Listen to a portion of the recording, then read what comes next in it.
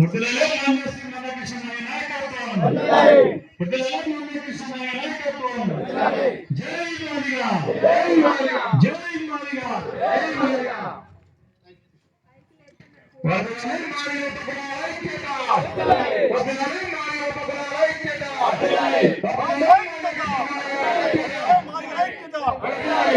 SC BC minority ఐక్యత, వడ్డలలో మాదిగ ఐక్యత,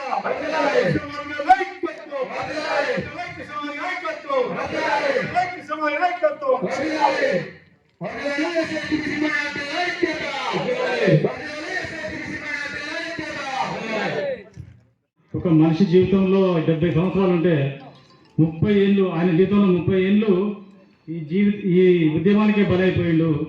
అన్న కోసం ఊరున ఇలాంటి సభలు జరుపుకుంటూ అన్నను స్మరించుకుంటూ అన్నకు అండగా ఉండాలని చెప్పి ఆ ఒక ట్రెండ్ ఇక్కడ నుండి సెట్ కావాలని చెప్పి మేము అన్యత భావించి మంతపూర్లో ఫస్ట్ స్టార్ట్ చేయడం జరిగింది. ఆ పోరాటంలో భాగంగా మా బ్రదర్ ఒక 50 రోజులు జైలు జీవితం గడిపాడు. ఒక 15 రోజులు నల్గొండ జైల్లో, ఒక మిగతా రోజులు సెంచలగూడ జైల్లో జీవితం గడిపాడు. అప్పుడు నాతోటి సహకరించిన ఈ వేదిక పైన ఉన్న చాలా మంది ఎల్లయ్య కావచ్చు, నారాజు కావచ్చు, సుంచు బాలయ్య రాలే ఇక్కడికి, ఇక కాచారం ఆయన కావచ్చు, చాలా మంది నాతో సహకరించారు వీళ్ళని తీసుకురావడానికి. యాదగిరి గుట్ట మధ్యలో అంటే రాయగిరి మధ్యలో రైలు రోడ్డు చేపట్టినాం. అన్న కృష్ణన్న జైలుకు పోయిండు. ఒక్క పార్టీ నాయకుడు సహకరించట్లేదు, ఒక్క పార్టీ నాయకుడు కృష్ణమాది గురించి మాట్లాడలేదు. దట్ ఈజ్ అప్పుడు ఒక్క మన మున్సిపల్ నర్సింగ్ మాత్రం కృష్ణన్న గురించి మాట్లాడిండు, ఆయన తోడు ఉన్నాడు. ఆ సమయంలో ఎవరు కృష్ణన్నకు అండ లేకుంటే ఇక్కడ మనం ఖచ్చితంగా ఏదో ఒకటి చేయాలనే ఒక ఉద్దేశంతో రైలు రోక చేసినాం. ఆ రైలు రోకలో చాలామంది ఒక 200 మందితో రైలు రోక చేస్తే ఇక్కడ రైలు రోక క్యాంపస్ పిల్లలు అక్కడ రాగిరిలో బస్సు ఆపేరు.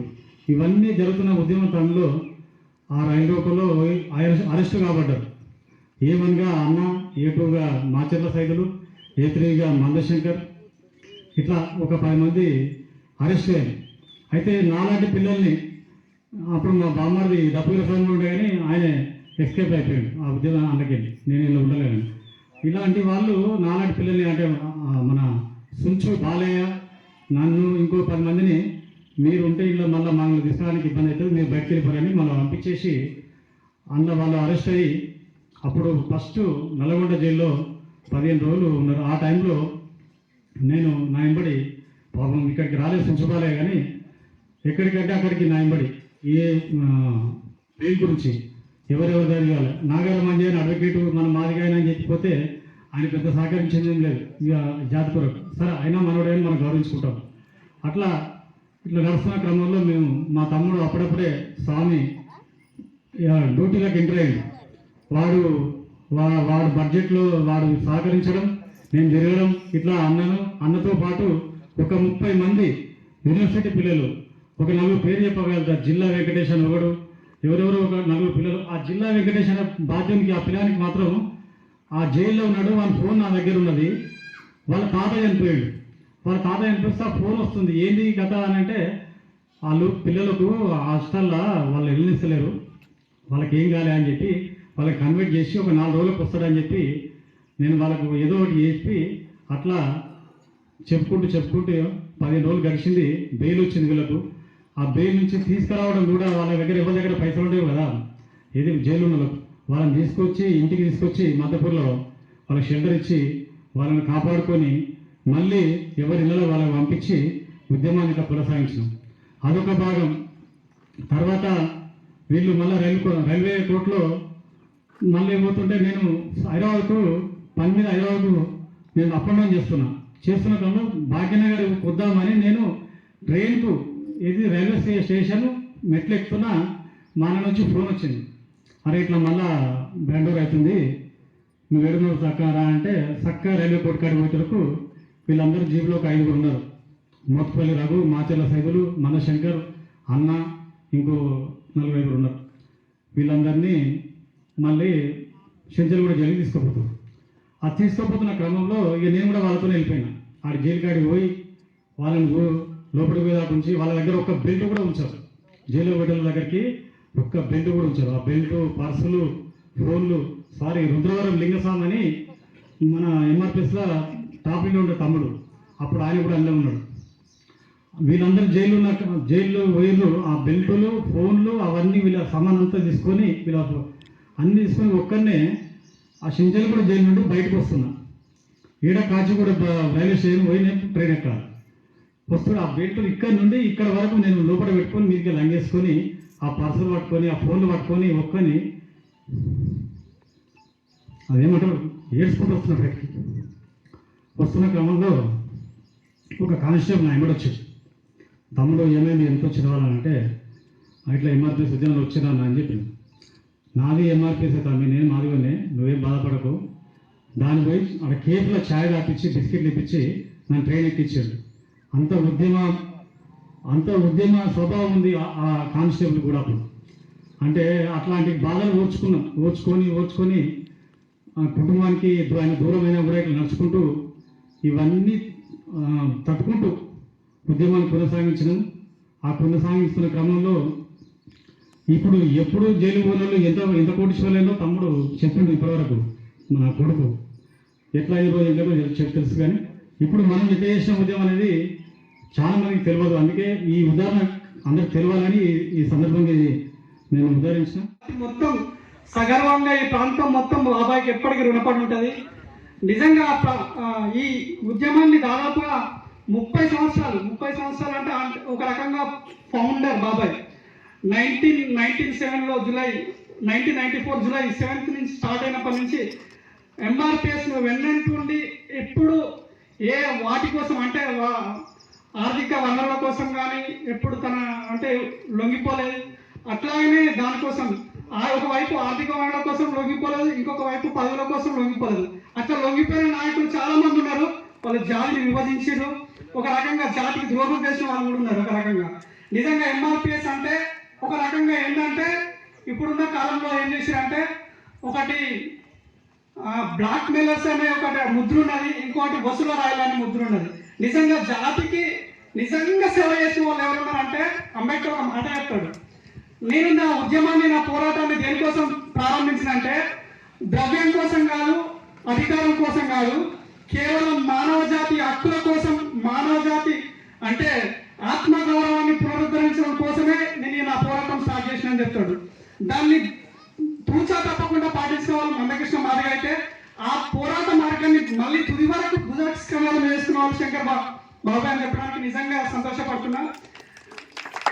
ఎప్పుడు కృష్ణమాది అన్న కూడా ఎప్పుడు పదవుల కోసం ఆశించలేదు, పదవుల కోసం ఆశిస్తే ఆయనకు జాతీయ స్థాయిలో మంచి పదవులు వచ్చేటివి. ఉద్యమాన్ని ఎప్పుడు తాకట్టు పెట్టలేదు. కొన్ని సందర్భాల్లో ఒడిదొడుకులు ఉండొచ్చు, కానీ ఎప్పుడు ఉద్యమాన్ని ఎవరికి అమ్ముడు పోలేదు. చాలా మంది కొంతమంది అనుకుంటారు ఉద్యమాన్ని అమ్మిండు, కొంతమందికి తాకట్టు పెట్టినాను. పదవుల కోసం తాకట్టు పెట్టలేదు, అట్లాగే ఎట్లాంటి ప్రలోభాలకు లొంగలేదు. శంకర్ బాబాయ్ కూడా నిజంగా ఈ స్థాయిలో ఉన్నాడు. నిజంగా చెప్పాలంటే బాబాయ్ తలుచుకుంటే ఎప్పుడో ఎక్కడో ఉండేటోడు, ఎన్ని కోట్లకి అధిపతి ఉండేటోడు నాకు తెలిసి.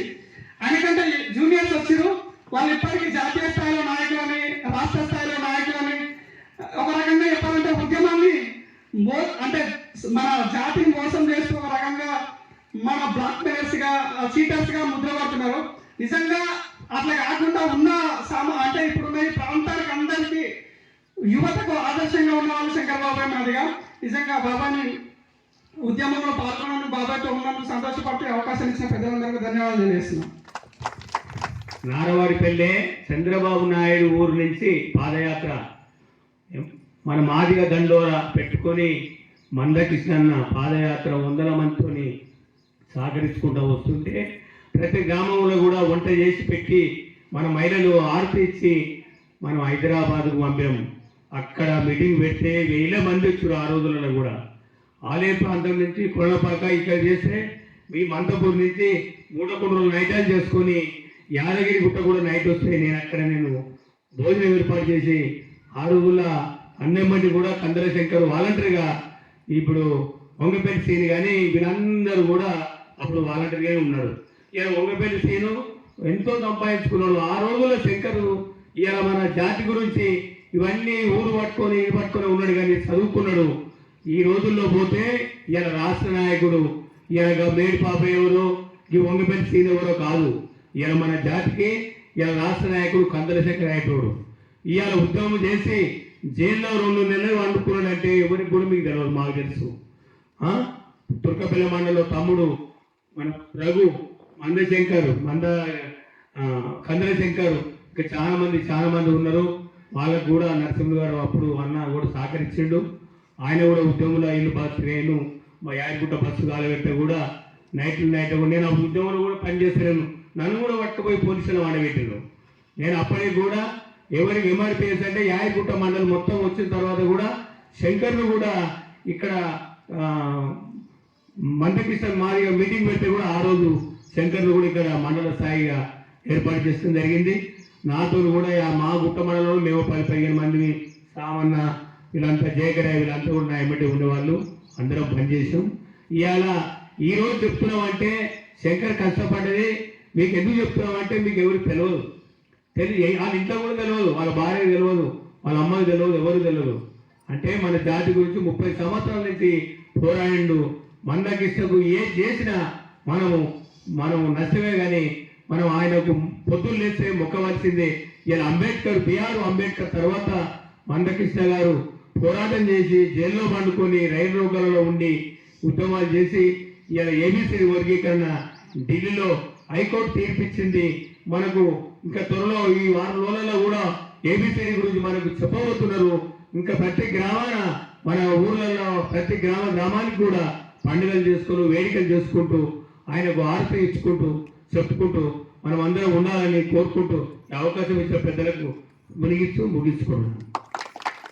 ఎంఆర్పిఎస్ సుదీర్ఘ పోరాటం, 30 సంవత్సరాల పోరాటంలో కృష్ణమాదిగా రాష్ట్రమంతా ఎంఆర్పిఎస్ అంటే కృష్ణమాదిగా మన భువనగిరి డివిజన్లో ఎంఆర్పిఎస్ అనగానే కందల శంకర్ అన్న పేరు భారీగా వినిపిస్తుంది. అదేవిధంగా నాలాంటి నాయకులను ఎంతో మందిని కందల శంకర్ అన్న తయారు చేసాడు. సరే, నేను కొన్ని అనివార్య కారణాల వల్ల ఒక అన్నకు కొన్ని సంవత్సరాలు దూరం కావచ్చు. నేను అన్నతోటి జర్నీ, నాకు ఒక 12 సంవత్సరాల జర్నీ అన్నతోటి. నేను 2006 ఇంటర్ చేస్తున్నప్పుడు తరుణంలో నేను ఎస్ఎఫ్ఐ పీడిఎస్ మీటింగ్లో పోతున్నప్పుడు అన్న నన్ను పిలిచి, తమ్ముడు ఇది కాదు, మనకు సపరేటు ఎంఎస్ఎఫ్ అనే ఒక మన కుల సంఘానికి సంబంధించిన స్టూడెంట్ యూనియన్ ఉంది, దాంట్లో నువ్వు పనిచేయాలని ఆ రోజు నన్ను తీసుకొచ్చి మండల ఎంఎస్ఎఫ్ అధ్యక్షునిగా ప్రకటించి దాంతో పాటు ఏమంటే నన్ను మండల అధ్యక్షుని చేసాడు. అదేవిధంగా కృష్ణమాది ఆమాదేవి అధ్యక్ష చేస్తున్న క్రమంలో ఆలేరులో రైలు రోకో చేస్తున్న క్రమంలో కందల శంకర్ అన్న భాగ్యనాథ్ ట్రైన్ ఆపినాం సాయంత్రం 4 గంటలకు. దాని మీద అన్న ఏవన్గా గ్యారెల్లన్న మందశంకర్ అన్న ఈ ప్రాంతం నుంచి ఒక 7 మీద అయినాయి, అందులో నాకు కూడా అయింది. దానికి 2 సంవత్సరాలు బాగా తిరిగే దాంట్లో ఖర్చులు కానీ దానికి మంచి చెడు ఏదన్నా ఉంటే నాకు అన్ననే ఎంపీ చేసిండు. నా మీద మళ్ళీ కేసు కొట్టి వేసే విధంగా అన్న ప్రయత్నం చేసిండు. అదేవిధంగా ఆ కృష్ణమాదే గారు గోలక్పూర్లో అమరనిర్భర దీక్ష చేస్తున్న తరుణంలో ఆడ ఆలేరులో మంచి కార్యక్రమం చేయాలి అన్నప్పుడు, ఇప్పుడు నరసింహరావు అన్న చెప్పినట్టు అప్పుడు చేస్తున్న తరుణంలో ఒక 200 నుంచి 300 మంది రైలు ఆపినాం. ఆ రైలు అద్దాలు వలగొట్టినాం. ఆ కార్యక్రమంలో మాట నుంచి మా విలేజ్ నుంచి ఒక 5గురు అరెస్ట్ అయితే, తమ్ముడు ఫస్ట్ నువ్వు అయితే ఈ నుంచి వెళ్ళిపో, నీ మీదకి ఇబ్బంది అవుతుంది, నేను లోపల ఉండి మీరు అందరు లోపల ఉంటే ఇబ్బంది అవుతుందని నన్ను అందరినీ ఇక్కడ ప్రాంతంలోనూ నరసింహరావును అందరూ పంపిస్తే, మా విలేజ్ వాళ్ళు ఉంటే నేను అన్నకు ఒకటే చెప్పిన, అన్న నా మీద కేసు అయినా ఏం కాదు కానీ నా విలేజ్ మీద ఉంటే మాకు నాకు ఇబ్బంది అవుతుందంటే, అన్న నీ మీద కాదు వాళ్ళ మీద కూడా కేసు ఉండకుండా చేస్తా అని చాలా ఇబ్బంది, చాలా స్ట్రగుల్ పడి మనకు ఉండే పిల్లలను తీపిచ్చి వేరే ప్రాంతంలో ఇరికిచ్చారు. అంటే మన ప్రాంతంలో చదువుకున్న పిల్లలను ఇబ్బంది పెట్టొద్దు అనే ఉద్దేశంతో ఆయన ముందు చూపుతోటి మంచి ఆలోచన చేసిండు. ఆ రోజు నాకు చాలా అరే శంకర్ అన్న ఏ పిలిపించిన కార్యక్రమాలు తీసుకుపోతే మన మీద ఏదైనా ఇబ్బంది జరిగినా ఆయన ముందుంటాడు, మన మీద ఎలాంటి కార్యక్రమాలు ఇబ్బంది ఉండదు అన్న ఉద్దేశంతో అన్న ఏ పిలిపించినా ఇంకా దాన్ని ముందుగా రెట్టింపుగా పనిచేసాం. అదే సందర్భంలో కొన్ని రాజకీయ అవకాశాలు కూడా అనివార్య కారణాల వల్ల అన్న ఎక్కడో ఉండాల్సిన వాడు నిజానికి కొన్ని త్రుటిలో కొన్ని అనివార్య కారణాల వల్ల జరిగిపోయింది. ఇప్పటికైనా ఈ 30 ఏళ్ల సుదీర్ఘ పోరాటంలో అన్నట్టు 50 రోజులు ఎప్పుడైతే భారతదేశానికి స్వాతంత్రం చేసి ఏదైతే పోరాటం చేసిన వాళ్ళకి ఎంత విలువ ఉందో ఇప్పుడు కూడా మన ఏబిసిడి వర్గీకరణ పోరాటంలో అన్న గతంలో 50 రోజులు ఏది చెంచల్గూడ జైలు కావచ్చు, నల్గొండ జైల్లో కావచ్చు, 50 రోజులు సుదీర్ఘ పోరాటంలో 50 రోజులు మన అందరి కోసం, మన జాతి కోసం ఆయన వ్యక్తిగతంగా కార్యక్రమానికి పోలే కదా. ఆ రకంగా ఆయనను మనం చాలా గొప్పగా, సరే ఇక్కడ ప్రాంతంలో ఏమో కానీ బయట ప్రాంతంలో కందులశేఖర్ అంటే మంచి గుర్తింపు, మంచి ప్రేమ, అరే అన్న పిలవంగానే పలికే నాయకత్వం. మనకి ఏదన్నా ఫోన్ చేస్తే ఎమ్మటి అందుబాటులో ఉండి అన్నదాన ఓ 10 రూపాయలు ఉన్నా లేకున్నా పక్కని బయట ప్రాంతం నుంచి వచ్చిన వారికి అన్నం నిలబెట్టి ఓ 10 రూపాయలు ఇచ్చి పంపించే అన్న గుణం నేను దగ్గర నుండి చూసిన. అదేవిధంగా ఇప్పుడు నాతో పాటు ఒక 20-30 మందిని ఈ ప్రాంతంలో అన్న ఒక మంచి లీడర్గా తయారు చేశాడు. ఇప్పుడు మనతో వచ్చిన వాళ్ళు కొందరు సర్పంచులు స్థాయి, కొందరు ఎంపీటీసీల స్థాయి కూడా అయ్యారు. కానీ అన్న ఒక సర్పంచ్ వరకే జరిగింది. ఇప్పుడు గతంలో మళ్ళా రేపు వచ్చే భవిష్యత్తులో అన్నను ఒక మంచి హోదాలో చూడాలని నా కోరిక. ఆ రకంగా మన ప్రయత్నం ఉండాలి. అదేవిధంగా ఏబిసిడి వర్గీకరణ అయిందని మనం సంతోషపడుతున్నాం. సరే సంతోషం, ఒక 50% మనకు సంతోషమే. కానీ అక్కడ వేరే వర్గం కూడా బాగా ల్యాపింగ్ జరుగుతుంది. దాన్ని మనం దృష్టిలో పెట్టుకొని మరో పోరాటానికి కూడా సిద్ధం కావాల్సి ఉంటుంది. అది అన్న నాయకత్వంలో పనిచేయడానికి మేమందరం సిద్ధంగా ఉంటామని తెలియజేస్తూ నాకు ఈ అవకాశం కల్పించిన మంతపూడి గ్రామ పెద్దలందరికీ నమస్కారం. ఈ ఉద్యమం ఎంఆర్పిఎస్ ఉద్యమం 1994 జూలై 7న ఏరుమణి అనే గ్రామం, ప్రకాశం జిల్లా, అక్కడ 20 మందితో స్టార్ట్ అయిన అన్నగారు అక్కడ మందకృష్ణ మాదిగ గారు అక్కడ 20 మందితోటి ఈ మాదిగ రిజర్వేషన్ పోరాట సమితి స్థాపించడం జరిగింది. 20 మందితో కూడిన ఉద్యమం ఈ రోజుకు ఎన్నో అంచెలంచెలుగా ఎదిగి ఈ రోజు మనం ఏబిసిడి వర్గీకరణ సాధించుకోవడం జరిగింది. ఈ వర్గీకరణ జరిగే కాలంలో అన్నగారు కందులశంకర్ గారు కూడా జైలుకి వెళ్ళడం జరిగింది. ఆ రైల్లోక కార్యక్రమంలో మేము కూడా పాలు పంచుకున్నాం. మమ్మల్ని తప్పించి అన్నగారు జైలుకి వెళ్ళడం జరిగింది.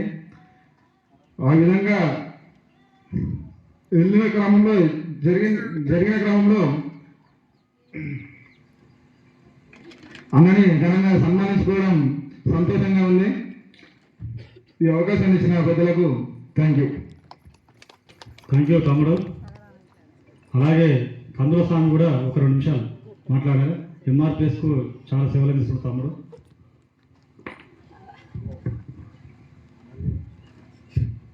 గ్రామ పెద్దలకు, మరి ఇక్కడికి విచ్చేసిన నా జాతి బిడ్డలకు ఉద్యమ వందనాలు తెలియజేస్తూ, మరి ఈరోజు 30 సంవత్సరాల విజయోత్సవ సభ నిర్వహిస్తున్నాం ఇక్కడ మంతపూరి గ్రామంలో. అన్న ఆధ్వర్యంలో మేము నాకు తెలిసినప్పటి నుంచి 8వ తరగతి నేను చదువుతున్నప్పటి నుంచి కూడా మందకృష్ణ పిలుపు మేరకు అన్న ఆ కార్యక్రమాలు చేపట్టిన ఆ కార్యక్రమంలో మేము కూడా పాల్పంచుకున్నాము. ఒక ధర్నా చేయమంటే ధర్నాలు కూడా మేము 8వ తరగతి నుంచి కూడా ప్రతి ధర్నాలో మేము పాల్గొన్నాము. అన్న ఒక్కడే మాత్రమే స్లోకన్స్ ఇచ్చేటప్పుడు. మరి అదేవిధంగా కొన్ని సంవత్సరాలు మేము వేరే విధంగా వెళ్ళిపోయినాం. కానీ అన్న స్ఫూర్తితోని ఈరోజు కూడా మేము ఉద్యమంగానే పనిచేస్తున్నాం. ఏబిసిడి వర్గీకరణ సాధన కోసమే పనిచేస్తున్నాం అని తెలియజేస్తూ మా అన్నకు, మా శంకరన్నకు మరి ఉద్యమ పదాభివందనాలు చేస్తూ ముగిస్తున్నాం. ప్రపంచానికి ఎట్లనో మాకు శంకరన్న ఇక్కడ మాకు అట్లా. ఎందుకంటే 1998లో మందకృష్ణ గారు మన ఆలయంలో పాత ఆఫీస్ ముంగట ఫస్ట్ మీటింగ్ పెట్టినప్పుడు అప్పటి నుంచి వెళ్ళి అటాచ్ అయిందంటే నేను ఇప్పటి వరకు కూడా ఇప్పుడు నేను జిల్లా స్థాయి వరకు నేను ఉన్నాను. నేను జిల్లా వర్కింగ్ ప్రెసిడెంట్గా. అంటే ఇంత స్థాయి వరకు ఎదిగినంటే అది శంకరన్న ఫలితమే. రామాయపేట యాదగిరి 1 నిమిషం స్టేజ్కి రావాలి. అది శంకరన్న ఫలితం అని సర్వగంగా చెప్పుకుంటున్నాను. ఎందుకంటే ఫస్ట్ మమ్మల్ని అన్నతోటే మేము చాలామంది కొల్లూరు నాగరాజు, తర్వాత తూర్పుగూడెం గుర్రం నరసింహరావు, ఇప్పుడు మల్లేశ్వర కానీ ఎల్లయ్య కానీ కొంతమంది బయట అంతా ఒకటే ఏజ్లో ఉండేటం. అంటే అన్న పెద్దోడు కానీ ఆ స్థాయిలో ఆయన ఏజ్ తోటి మమ్మల్ని కూడా కలుపుకొని ఆ స్థాయిలో అక్కడక్కడ అన్ని ఊర్లో ప్రతి ఒక్క ఊర్లో ఒక మంచి క్యాండిడేట్లు అన్న మరి అక్కడక్కడ విత్తనాలు వేసి ఆ విత్తనాలు మేము ఇక్కడ రాక మొలకెత్తినాం అంటే అది అన్న ఫలితమే. అప్పటి నుంచి ఇప్పటి వరకు మరి కొంతమంది వచ్చుకుంటూ పోకుంటూ ఉన్నారు. కానీ నేను మాత్రం అట్లనే ఎంఆర్పిఎస్ను అప్పటి నుంచి ఇప్పటి వరకు నాకు దోచిన స్థాయిగా నేను మరి కార్యక్రమాలు చేసుకుంటూ, మోటివేషన్ చేసుకుంటూ, మరి కమిటీలు వేసుకుంటూ మరి ఇప్పటిదాకా వచ్చాము. మరి ఇప్పుడు మనం ఏబీసీల వర్గీకరణ కాంగ్రెస్ మనకు సంతోషపడవలసిన అవసరం లేదు. ఎందుకంటే ఇప్పుడు చదువుకున్న వాళ్ళకు ఉద్యోగాలు వస్తాయి. చదువుకున్న వాళ్ళకు ఏం కావాలి? వాళ్ళకు కూడా మనం పోరాటం చేయాలి. ఎక్కడైతే గవర్నమెంట్ జాబ్లు ఎక్కడైతే ఉన్నాయో వాళ్ళకు ఇల్లు ఇప్పించాలి. ఎంఆర్పిఎస్లో పోరాటం చేసిన వాళ్ళకు. తర్వాత మనం ఏం చేయాలి? ఇక్కడ మాదిగలపై ఎక్కడైతే అన్యాయం జరుగుతుందో ఏ సంఘం కాకుండా ఇక్కడ 2 సంఘాలు ఉన్నాయి. అంటే వివిధాలలో కూడా డౌట్ వస్తుంది. అదే ఇక్కడ మందకృష్ణ ఇక్కడ మళ్ళీ ఇంకా వేరే సంఘం కూడా ఉంది అనేది కాదు. మా లక్ష్యం ఏంటి? ఏబీసీల వర్గీకరణే మా లక్ష్యం. మాదిగోళ్ళు ఎక్కడైనా ఉండని, వాళ్ళు హైదరాబాద్ ఉండని, భువనగిరిలో ఉండని, బొంబాయిలు ఉండని, మాదిగోళ్ళకు అన్యాయం జరిగినప్పుడు మాదిగోళ్ళు ప్రతి ఒక్కడు ఏకధాటిగా వస్తాడు. అది కూడా మా లక్ష్యం ఏంటంటే ఏబీసీల వర్గీకరణ. ఎవరు ఎటువైనా ఏ సంఘమైనా, చిన్న సంఘమైనా పెద్ద సంఘమైనా, ఎవరు ఏ సంఘం పెట్టుకున్నా కానీ మా లక్ష్యం ఏంటంటే ఏబీసీల వర్గీకరణ. ఏ సమస్య వచ్చినా ఇంకా సంఘాన్ని కాకుండా మన సంఘంపై ఇతరులు ఏదైనా దాడి చేసినప్పుడు కూడా అన్ని సంఘాలు కలిసి ఏకదాటిగా మనం ఖండించిన అవసరం ఉంటుంది. మరి ఈ సభకు మరి ఇచ్చేసిన మరి పెద్దలు మరి అందరికీ మరి హృదయపూర్వక నమస్కారం తెలియజేస్తూ మరి ప్రతి ఒక్క విషయంలో కూడా ఏ సంఘం అనకుండా మాదిగలకి అక్కడ అన్యాయం జరిగినా కానీ అందరం సమిష్టిగా ఉండి మరి పనిచేయాలని కోరుకుంటూ ముగిస్తున్నాం. Thank you. ఈనాటి ఎంఆర్పిఎస్ మాదిగ రిజర్వేషన్ పోరాట సమితి ఆధ్వర్యంలో మరి గత 30 సంవత్సరాలుగా ఏ ఉద్దేశం కొరకైతే ఈ ప్రాంతంలో మన రాష్ట్రంలో దేశంలో ఒక సభ్యుని సంచలనం తీసుకొచ్చినటువంటి మన ఉద్యమ నాయకుడు మందకృష్ణ మాదిగ గారికి ప్రత్యేకంగా కృతజ్ఞతలు తెలియజేసుకుంటూ మరి ఈ వేదిక మీదకి ఉన్నటువంటి పెద్దలందరికీ కూడా పేరు పేరున నమస్కారాలు తెలియజేసుకుంటూ వేదిక ముందు మీ అందరికీ కూడా నమస్కారాలు తెలియజేస్తున్నాను. నేను మీ అందరికీ సుపరిచితమే. 1994-96 మధ్య కాలంలో ఎంఆర్పిఎస్ ఉధృతంగా జరుగుతున్న రోజులలో మన మధ్య ఉన్నటువంటి శంకర్ చాలా చురుకైన పాత్ర పోషిస్తూ యువకుడుగా ఉండి ఆనాడు మేము ఎంతో ఒక ఉద్దేశంతో ప్రోగ్రాం వాళ్ళు స్టార్ట్ చేస్తే ఉద్యోగుల పక్షాన మేము కూడా మన మధ్య స్కూల్లో పనిచేసిన Krishna sir, Ramulu sir, Ravikumar sir, నేను ఒక ముఖ్యమైన భూమిక పోషించాలనే ఉద్దేశంతో వాళ్ళంతగా సహకారం చేస్తుంటే మన ఉద్యోగుల తరపున కూడా మనం కూడా వాళ్ళకు చేదోడు వారిగా ఉండాలి. అది తృణమో ప్రాణమో ఏదైనా కావచ్చు, వారికి మన అందంగా ఉండాలని చెప్పేసి వారికి మా వంతు సహకారాలు అందించాము. ఆనాడు ఆన్లైన్లో పెద్ద లారీ తీసుకెళ్ళి హైదరాబాద్లో మీటింగ్ పెడితే ఆ లారీ సమకూర్చాం. అప్పుడప్పుడు మీటింగ్ జరుగుతుంటే ఆర్థిక సహాయం కానీ వారికి తోచిన విధంగా మా సంఘం చేసింది. మా సంఘం ఎంఆర్పిఎస్ అనకుండా ఎంఏసిఎస్ ఆలేరు అని ప్రత్యేకంగా ఈ కార్యక్రమం కొరకు ఏర్పాటు చేస్తున్న సంఘం. ఆ రోజు 30 సంవత్సరాలుగా ఆ సంఘం ఇట్టే కొనసాగుతుంది. వాళ్ళందరిలో మేమందరం మెంబర్గా ఉన్నాం. ఈనాడు వారు అనుభవించినటువంటి కష్టాలు చాలా సుదీర్ఘమైనవి. రాష్ట్రంలో మన దేశంలో పెద్ద సంచలనం తీసుకొచ్చి ఎంఆర్పిఎస్ ఒక ఉద్యమాన్ని ఊపినటువంటి ఒక సామాజిక సంస్థ ఏదైనా ఉందంటే ఈ మధ్యకాలంలో ఏది లేదు. అదొకటి ఎంఆర్పిఎస్ అనే మనం చెప్పక తప్పదు. అంతటి ఘనమైన చరిత్ర మన ఎంఆర్పిఎస్కు ఉంది. ఎన్నో కష్టాలు ఒడుగులు ఎదుర్కొన్నారు. మరి ఈ ప్రాంతంలో మన ఆలయంలో మరి కందుల శంకర్ ఎంఆర్పిఎస్కు వెనుదన్నుగా ఉంటూ తన జీవితకాలంలో చాలా సంవత్సరాలు పోరాటం చేసి నాయకుడిగా ఉంటూ మనందరినీ నడిపించి ఒక నాయకుడిగా వెలుగొందాడు. ఈనాడు మనం అందించబోతున్న ప్రతిఫలాలు చంద్రబాబు నాయుడు గవర్నమెంట్లో ఉన్నప్పుడు వారు మొట్టమొదటిగా మనకు ఏబిసిడి వర్గీకరణ జరిగినప్పుడు కొన్ని ఉద్యోగాలు మనకు వచ్చాయి. ఆ విషయాన్ని మనం మర్చిపోవద్దు. అదే రీతిగా మరి మిగతా మాలసోదరులు మళ్ళీ కోర్టులో కేసు వేయడం, ఇరవై దాకా నానుతూ చట్టసభలలో చేయాలి, పార్లమెంట్లో చేయాలి, ఎవరికి అధికారం లేదు అని మళ్ళీ కోర్టుకు వెళ్ళడం, ఇన్ని సంవత్సరాలు నానుతూ ఈ దేశ యావత్తులో అందరి రాజకీయ నాయకులు ఒకతాటిగా తీసుకొచ్చి మన మందకృష్ణ మాదిగ తన పోరాటాన్ని చివరి వరకు కొనసాగించాడు. అందులో భాగంగానే గవర్నమెంట్ వాళ్ళు రాజకీయంగా దీన్ని ఆడుకొని గెలిచినటువంటి సందర్భాలు కూడా మన ద్వారానే గెలిచినటువంటి సందర్భాలు ఎన్నో ఉన్నాయి. ఆ విధంగా రాజకీయ వాళ్ళు మనల్ని వాడుకున్నారు, వారికి మనం సపోర్ట్ చేశాం.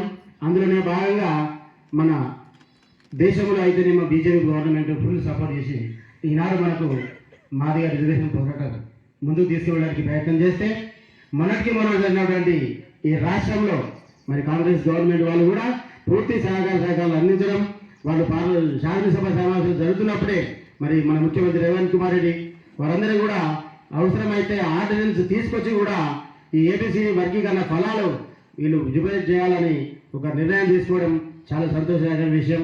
మరి మీరందరూ కూడా ఆ విధంగా సహాయ సహకారం అందిస్తేనే ఇది ముందుకు వెళ్ళింది. ఈనాడు విజయోత్సవ సభ జరుపుకుంటున్నామంటే ఒక మనమే కాదు, దేశం యావత్తు జరుపుకోవాల్సిన సందర్భం ఇది. ఆ విధంగా మనందరం ముందుకు వెళ్తూ ఇంకా ఏమైనా జరగవలసిన కార్యక్రమాలు ఉంటే కూడా మనం సహకారాలు అందించి ముందుకు తీసుకువెళ్ళాలని, దానికి మా వంతు కృషి కూడా ఉంటుందని మరి శంకర్ తమ్మునికి మా అల్లుడు గారికి విన్నవించుకుంటూ మరి రాగానే నాకు ఈ అవకాశం ఇచ్చినందుకు పేరున కృతజ్ఞతలు తెలియజేస్తూ మరి అధ్యక్షుల వారికి సమయాన్ని ఇచ్చినందుకు మరి ధన్యవాదాలు చేస్తూ ముగిస్తున్నాను. Thank you very much.